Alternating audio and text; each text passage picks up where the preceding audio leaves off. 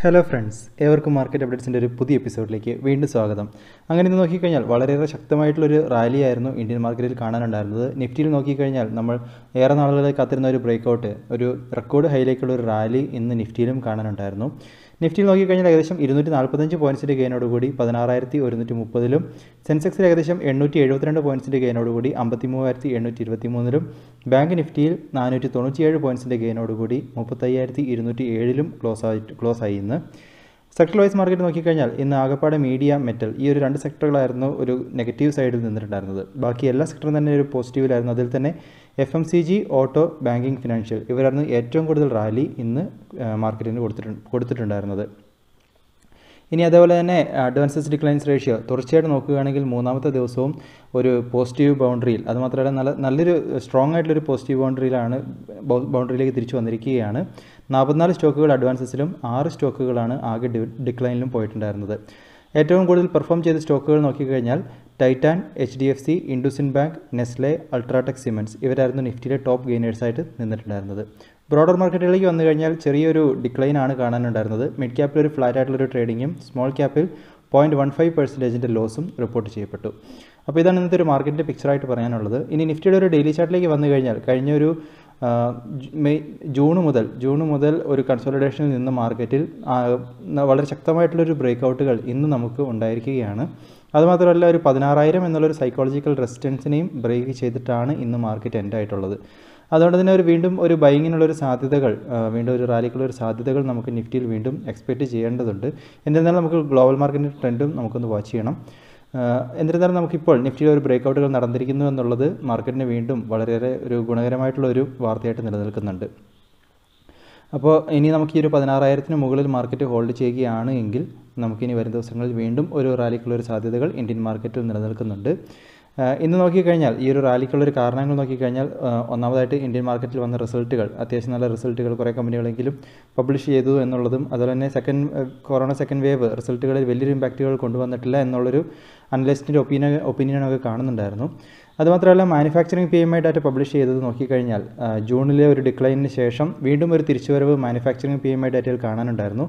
55.3ലാണ് ഈ ജൂലൈയിലെ manufacturing PMI കാണിച്ചിരിക്കുന്നത്. ജൂണിൽ അത് 48.1 ആയിരുന്നു. അതുപോലെ തന്നെ US ബോണ്ട് ഈൽഡ് അതിലും ഒരു സ്റ്റഡി ആയിട്ടുള്ള ഒരു ഡിക്ലൈൻ വന്നിരിക്കുന്നു എന്നുള്ളത് അത് വീണ്ടും ഒരു ഇന്ത്യൻ മാർക്കറ്റിനും ഒരു ഗുഡ് ന്യൂസ് ആയിട്ട് നിലനിൽക്കുന്നുണ്ട്. എന്നിരുന്നാലും ഇപ്പോൾ ശ്രദ്ധിക്കാനുള്ളൊരു വിഷയം, ഇപ്പോൾ എക്കോണമിയൊക്കെ റിവൈവ് ആകുന്നതോടുകൂടി വരുന്ന ഒരു ഒക്ടോബറോടുകൂടി US ഫെഡറൽ റിസർവ് ഒക്കെ അവരുടെ ഒരു എക്കോണമിക് ഫെഡറൽ സപ്പോർട്ടൊക്കെ വീണ്ടും വിത്ഡ്രോ ചെയ്യാൻ സാധ്യതകളുണ്ട് എന്നൊരു അപ്ഡേറ്റുകളും കാണുന്നുണ്ട്. അപ്പോൾ അത് വീണ്ടും മാർക്കറ്റിൽ ചെറിയൊരു രീതിയിലുള്ള ഇമ്പാക്റ്റുകൾ കൊണ്ടുവരാനുള്ള സാധ്യതകളായിട്ട് നിലനിൽക്കുന്നുണ്ട്. എന്നിരുന്നാലും ആകമൊത്തം നമുക്കിപ്പോൾ വീണ്ടും ഒരു റാലിക്കുള്ളൊരു സാധ്യതകൾ നമുക്ക് ഇന്ത്യൻ മാർക്കറ്റിൽ നിലനിൽക്കുന്നു. ഇനി ബാങ്ക് നിഫ്റ്റിൻ്റെ ചാർട്ടിലേക്ക് വന്നു കഴിഞ്ഞാൽ അവിടെയും നമുക്ക് നല്ലൊരു ബുള്ളിഷ് ക്യാൻഡിലാണ് പ്ലോട്ട് ചെയ്തിരിക്കുന്നത്. അതുമാത്രമല്ല 35,000 മുകളിലേക്ക് വീണ്ടും ബാങ്ക് നിഫ്റ്റി എത്തിയിരിക്കുകയാണ്. ഇനി വരും ദിവസങ്ങളിൽ ഈ ഒരു 35,000 മുകളിൽ ഹോൾഡ് ചെയ്യുകയാണ് എങ്കിൽ 35,500, 35,810, 820 ആ ഒരു റേഞ്ചിലേക്കുള്ള ഒരു റാലികൾ നമുക്ക് ബാങ്ക് നിഫ്റ്റിയിൽ പ്രതീക്ഷിക്കാം. ഇനി ഇന്നത്തെ ഒരു ഗ്ലോബൽ മാർക്കറ്റിൻ്റെ സിറ്റുവേഷൻസിലേക്ക് വരികയാണെങ്കിൽ US ഫീച്ചേഴ്സൊക്കെ ഒരു പോസിറ്റീവ് മൂഡിലാണ് ഇപ്പോൾ നിലനിൽക്കുന്നത്. യൂറോപ്യൻ മാർക്കറ്റുകൾ മിക്സഡ് ട്രെൻഡിൽ നിലനിൽക്കുന്നു. FTSE 17 പോയിൻറ്റ്സ് അപ്പിൽ നിലനിൽക്കുന്നുണ്ട്. അതുപോലെ തന്നെ ഏഷ്യൻ മാർക്കറ്റുകളിലേക്ക് വന്നു കഴിഞ്ഞാൽ ഒരു മിക്സഡ് ട്രെൻഡാണ് നിലനിൽക്കുന്നത്. SGX നിഫ്റ്റിയും അതുപോലെ നല്ലൊരു ഗെയിൻ കൊടുത്തതിന് ശേഷം ഇപ്പോൾ വീണ്ടും ഒരു 36 പോയിൻറ്റ്സ് ഡിക്ലൈനിൽ ട്രേഡ് ആയിക്കൊണ്ടിരിക്കുന്നുണ്ട്. അതുകൊണ്ട് തന്നെ ഇന്ത്യൻ മാർക്കറ്റിൽ ഒരു പക്ഷേ ചെറിയൊരു കറക്ഷനുള്ളൊരു സാധ്യതകൾ നമുക്ക് പ്രതീക്ഷിക്കാം നാളെ. എന്നിരുന്നാലും രാവിലെയും SGX നിഫ്റ്റി ഒന്ന് വാച്ച് ചെയ്യുക ട്രെൻഡിനായിട്ട്. ഗോൾഡിൻ്റെ പ്രൈസിൽ ചെറിയൊരു ഡിക്ലൈൻ കാണുന്നു. അതുപോലെ തന്നെ രൂപയുടെ മൂല്യത്തിൽ നോക്കിക്കഴിഞ്ഞാൽ ഡോളറിന് എഗെയിൻസ്റ്റ് ആയിട്ട് ചെറിയൊരു തിരിച്ചുവരവ് ഉണ്ടായിരിക്കുന്നു. 74.28ലാണ് രൂപയുടെ മൂല്യം ട്രേഡ് ഉണ്ടായിരിക്കുന്നത്. ഇൻസ്റ്റിറ്റ്യൂഷൻ ആക്ടിവിറ്റി ശ്രദ്ധിച്ചു കഴിഞ്ഞാൽ വളരെ നാളുകൾക്ക് ശേഷം ഫോറിൻ ഇൻസ്റ്റിറ്റ്യൂഷൻ്റെ ഭാഗത്തു നിന്ന് ഒരു നെറ്റ് ഇൻവെസ്റ്റ്മെൻറ്റ് ക്യാഷ് മാർക്കറ്റിൽ വന്നിരിക്കുന്നു, 2,116 കോടിയുടേത്. അതുപോലെ ഡൊമസ്റ്റിക് ഇൻസ്റ്റിറ്റ്യൂഷൻ്റെ ഭാഗത്തു നിന്നും 298 കോടിയുടെ നെറ്റ് വിത്ഡ്രോവൽ ക്യാഷ് മാർക്കറ്റിൽ വന്നിരിക്കുന്നു. അപ്പോൾ ഇൻസ്റ്റിറ്റ്യൂഷൻ സപ്പോർട്ടീവായിട്ട് നിലനിൽക്കുന്നു. രൂപയും ചെറിയ രീതിയിൽ സപ്പോർട്ടീവായിട്ട് ആണ് കാണുന്നത്. ഗ്ലോബൽ മാർക്കറ്റ് ഒരു മിക്സഡ് ആയിട്ടാണ് ഇപ്പോൾ നിലനിൽക്കുന്നത്. തീർച്ചയായിട്ടും രാവിലെ SGX നിഫ്റ്റിൻ്റെ ട്രെൻഡ് കൂടെ ഒന്ന് വാച്ച് ചെയ്യുക. അപ്പോൾ അതിനെ ബേസ് ചെയ്ത് നമുക്ക് ഒരു ഇന്ത്യൻ മാർക്കറ്റിൻ്റെ ഓപ്പണിംഗ് പ്രതീക്ഷിക്കാം. എന്നിരുന്നാലും നിഫ്റ്റിയെ സംബന്ധിച്ചിടത്തോളം 16,000 മുകളിൽ വരും ദിവസങ്ങളിൽ ഹോൾഡ് ചെയ്യുകയാണ് എങ്കിൽ വീണ്ടും മാർക്കറ്റിന് ഒരു ഗുണകരമായിട്ട് തന്നെ നിലനിൽക്കുമെന്നാണ് ഇപ്പോൾ കാണാനായിട്ടുള്ളത്. ഇനി സ്റ്റോക്കുകളിലേക്ക് വന്നു കഴിഞ്ഞാൽ Havells, Godrej consumer products, Titan, ഈ ഒരു സ്റ്റോക്കുകൾ നിങ്ങളൊന്ന് ട്രാക്ക് ചെയ്യുക. നല്ലൊരു ബുള്ളിഷ് മൂവുകൾ ഈ ഒരു സ്റ്റോക്കിൽ കാണുന്നുണ്ട്. അതുപോലെ തന്നെ ക്യുമിൻസ് ഇന്ത്യ നമ്മൾ ഇന്നലെ ഒന്ന് വാച്ച് ചെയ്യാൻ പറഞ്ഞിട്ടുണ്ടായിരുന്നു. നല്ലൊരു ബുള്ളിഷ് ക്യാൻഡിലിന് കഴിഞ്ഞ് കോൺസിക്യൂട്ടീവായിട്ട് തന്നതിന് ശേഷം ഇന്ന് വളരെ സ്ട്രോങ് ആയിട്ടുള്ള ഒരു ഗെയിനാണ് ക്യുമിൻസ് ഇന്ത്യയിൽ കാണാനുണ്ടായിരുന്നത്. ഏകദേശം 5.5% മുകളിലുള്ളൊരു ഗെയിൻ ഇന്ന് ക്യുമിൻസ് ഇന്ത്യയിൽ കണ്ടിരിക്കുന്നു. അപ്പോൾ ഇനി നോക്കിക്കഴിഞ്ഞാൽ പ്രീവിയസ് ഹൈ നിന്നുള്ള ബ്രേക്കൗട്ടുകളൊക്കെ വന്നിട്ടുണ്ട്. അപ്പോൾ ഇനിയൊരു അടുത്തൊരു ബ്രേക്കൗട്ടുകൾ വന്നു കഴിഞ്ഞാൽ നമുക്ക് അടുത്ത എൻട്രികൾ കൊടുക്കുന്ന കാര്യം ശ്രദ്ധിക്കുക. ഹോൾഡിംഗ് ആണെങ്കിൽ തുടരുക. അതുപോലെ തന്നെ ഡാബറിൻ്റെ സ്റ്റോക്ക് നിങ്ങളൊന്ന് ട്രാക്ക് ചെയ്യുക. ഇന്ന് നല്ലൊരു റിസൾട്ടുകൾ ഇവർ പബ്ലിഷ് ചെയ്തിട്ടുണ്ടായിരുന്നു. തുടർന്ന് വീണ്ടും നല്ലൊരു ബുള്ളിഷ് ബ്രേക്കൗട്ടുകൾ ഈ ഒരു സ്റ്റോക്കിൽ കണ്ടിട്ടുണ്ട്. അപ്പോൾ തീർച്ചയായിട്ടും വരും ദിവസങ്ങൾ ഈ ഡാബറിൻ്റെ സ്റ്റോക്കും നിങ്ങളൊന്ന് ട്രാക്ക് ചെയ്യുക. ഒരു ഹോൾഡിങ്ങിനുള്ളൊരു സ്റ്റോക്കായിട്ട് നല്ല രീതിയിൽ നിലനിൽക്കുന്ന ഒരു സ്റ്റോക്കാണിത്. അതുപോലെ തന്നെ ITCയെ സംബന്ധിച്ചിടത്തോളം കഴിഞ്ഞ കുറച്ച് നാളത്തെ ഒരു കറക്ഷനൊക്കെ ശേഷം വീണ്ടും ഒരു തിരിച്ചുവരവ് പോലെ കാണുന്നു, ബുള്ളിഷ് റിവേഴ്സൽ പോലെ കാണുന്നുണ്ട്.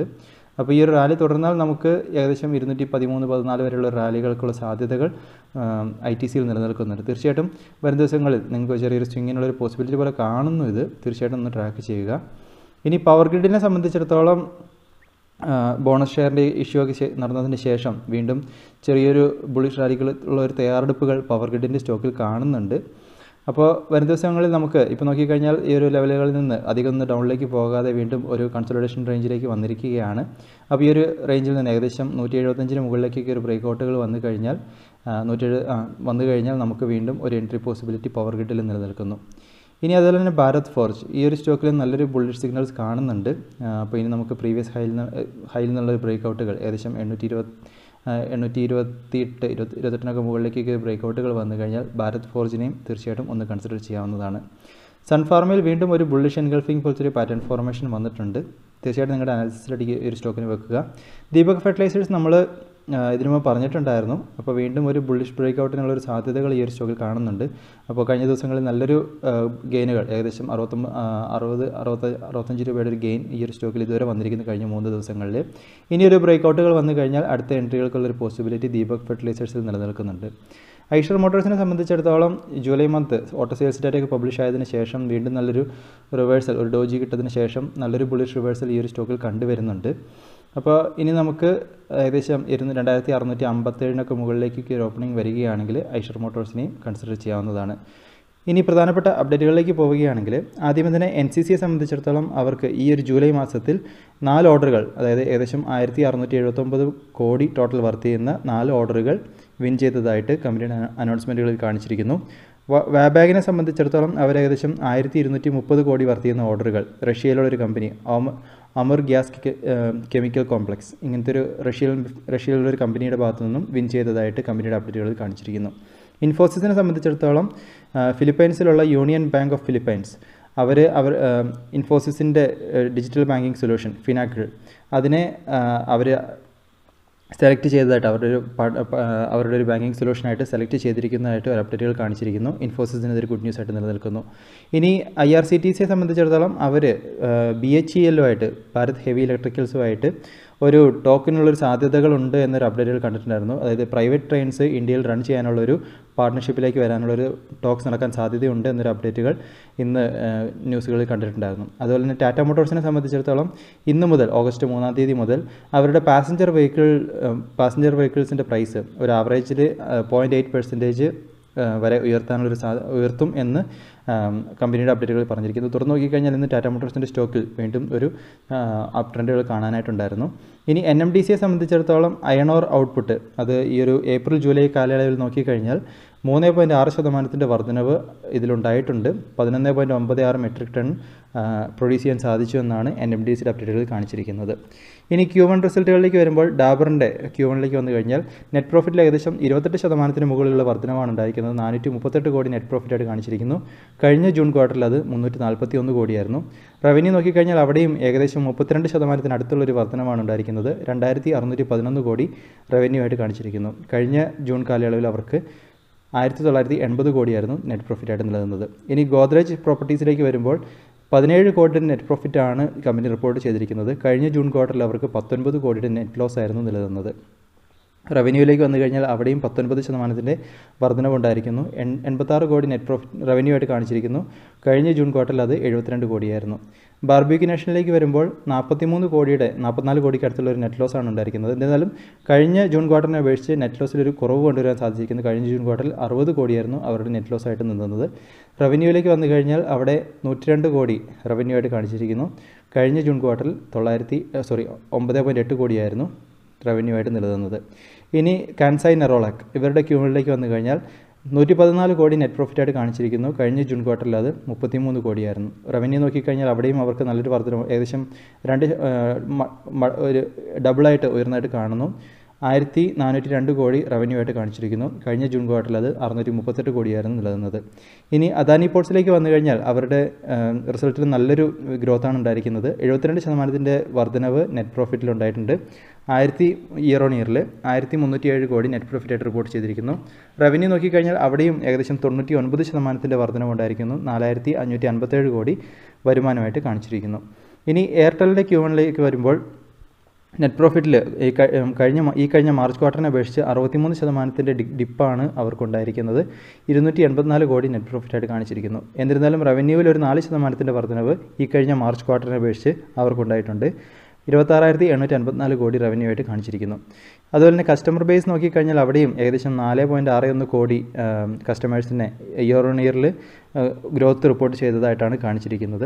അതുപോലെ തന്നെ average revenue per user ARPU നോക്കിക്കഴിഞ്ഞാൽ അതിലും ഇയർ ഓൺ ഇയറിൽ ഒരു ഇമ്പ്രൂവ്മെൻറ്റ് വന്നതായിട്ട് കാണിച്ചിരിക്കുന്നു. 146 ഇപ്പോൾ ARPU ആയിട്ട് കാണിച്ചിരിക്കുന്നത്.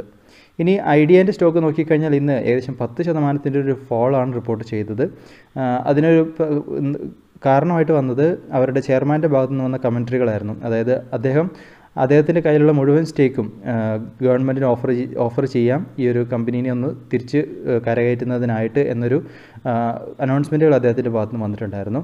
അപ്പോൾ അങ്ങനത്തെ ഒരു ന്യൂസ് വന്നത് ഒരു കമ്പനിക്ക് ഒരു നെഗറ്റീവ് ന്യൂസായിട്ടായിരുന്നു നൽകുന്നത്. അതുകൊണ്ട് തന്നെ ആ ഒരു സ്റ്റോക്കിൽ ഇന്ന് നല്ലൊരു ഫാളുകൾ കാണാനുണ്ടായിരുന്നു. ഇനി സ്റ്റീൽ സ്ട്രിപ്പ് വീൽസ് നോക്കിക്കഴിഞ്ഞാൽ കഴിഞ്ഞ കുറച്ച് നാളുകളായിട്ട് നല്ല 3-4 മടങ്ങിനടുത്തുള്ളൊരു വർധനവായിരുന്നു ഇന്ന് കഴിഞ്ഞ നാളുകളിലായിട്ട് കഴിഞ്ഞ 3-4 മാസങ്ങളിലായിട്ട് ഈ ഒരു സ്റ്റോക്കിൻ്റെ പ്രൈസിൽ കാണാനുണ്ടായിരുന്നത്. ഇപ്പോൾ വീണ്ടും നോക്കിക്കഴിഞ്ഞാൽ അവർ ജൂലൈയിൽ നല്ലൊരു കമൻട്രികൾ അവരുടെ ഭാഗത്ത് നിന്ന് വീണ്ടും കൊടുത്തിരിക്കുകയാണ്. മന്ത്ലി സെയിൽസിൽ ഏകദേശം 300 കോടിക്ക് മുകളിലുള്ളൊരു മന്ത്ലി സെയിൽസ് അവർക്ക് ഈ ഒരു ജൂലൈയിൽ റിപ്പോർട്ട് ചെയ്യാൻ സാധിച്ചു എന്നാണ് കമ്പനി കാണിച്ചിരിക്കുന്നത്. അതുമാത്രമല്ല ജൂലൈയിൽ highest ever net turn over ഈ ഒരു ജൂലൈയിൽ അച്ചീവ് ചെയ്യാൻ സാധിച്ചു. ഏകദേശം 306 കോടി ആണ് നെറ്റ് ടേൺ ഓവറായിട്ട് കമ്പനി റിപ്പോർട്ട് ചെയ്തിരിക്കുന്നത്.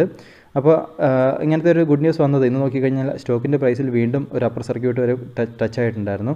അതുമാത്രമല്ല എക്സ്പോർട്ട് സെഗ്മെൻറ്റ് വോളിയം നോക്കിക്കഴിഞ്ഞാൽ അവിടെയും ഏകദേശം 164% മുകളിലുള്ള വർധനവുകൾ ഉണ്ട് എന്നാണ് കമ്പനി അവകാശപ്പെടുന്നത്. അപ്പോൾ വീണ്ടും നല്ലൊരു കമൻട്രികൾ കമ്പനിയുടെ ഭാഗത്തുനിന്ന് വരുന്നുണ്ട്. അപ്പോൾ വീണ്ടും ഒരു റാലിക്കുള്ളൊരു സാധ്യതകൾ നമുക്ക് സ്റ്റീൽ സ്ട്രിപ്സ് വീൽസിൽ വീണ്ടും പ്രതീക്ഷിക്കാം. ഇനി IPOയുടെ ഭാഗത്തിലേക്ക് വന്നു കഴിഞ്ഞാൽ നാളെ 4 IPOകൾ വരാൻ പോകുന്നുണ്ട് മാർക്കറ്റിലേക്ക്. അപ്പോൾ തീർച്ചയായിട്ടും 4 IPOകളും നിങ്ങളൊന്ന് ട്രാക്ക് ചെയ്യുക.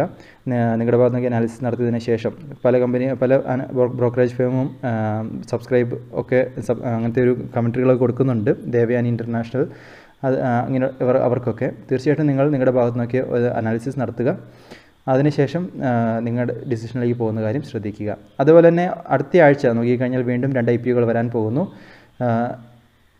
ആദ്യം തന്നെ കാർട്രേഡ് ടെക് IPO അവർ 1585 മുതൽ 1618 രൂപയാണ് പ്രൈസ് ബാൻഡായിട്ട് ഫിക്സ് ചെയ്തിരിക്കുന്നത്. ഓഗസ്റ്റ് 9 ഓപ്പൺ ആകുന്നു. ഓഗസ്റ്റ് 11 വരെ വിൻഡോ ഓപ്പൺ ആയിട്ടുണ്ടാവും. അതുപോലെ തന്നെ ന്യൂറോക്കോ വിസ്താസ് ഇവരുടെ IPOയും ഓഗസ്റ്റ് 9 വരാൻ പോവുകയാണ്. പ്രൈസ് ബാൻഡ് അതുപോലെ തന്നെ ലോട്ട് സൈസ് ഒക്കെ നാളെ അനൗൺസ്മെൻറ്റ് വരുമെന്നാണ് അപ്ഡേറ്റുകളിൽ കാണാനുള്ളത്. അപ്പോൾ ഇതൊക്കെയാണെന്ന് പറയാനുള്ള പ്രധാനപ്പെട്ട അപ്ഡേറ്റുകളായിട്ട് നിലനിൽക്കുന്നത്. തീർച്ചയായിട്ടും ഈ പറഞ്ഞ ന്യൂസുകളും സ്റ്റോക്കുകളും ഒക്കെ നിങ്ങളുടെ ഭാഗത്തുനിന്നുള്ള അനാലിസിസിനായിട്ട് മാത്രം ഉപയോഗിക്കുക. കണ്ടെത്തുന്ന കാര്യങ്ങളൊക്കെ തീർച്ചയായിട്ടും ഷെയർ ചെയ്യുക. പുതിയ അപ്ഡേറ്റ്സ് ഒക്കെ ആയിട്ട് നമുക്ക് വീണ്ടും കാണാം. അതുവരെ this is Tony signing off.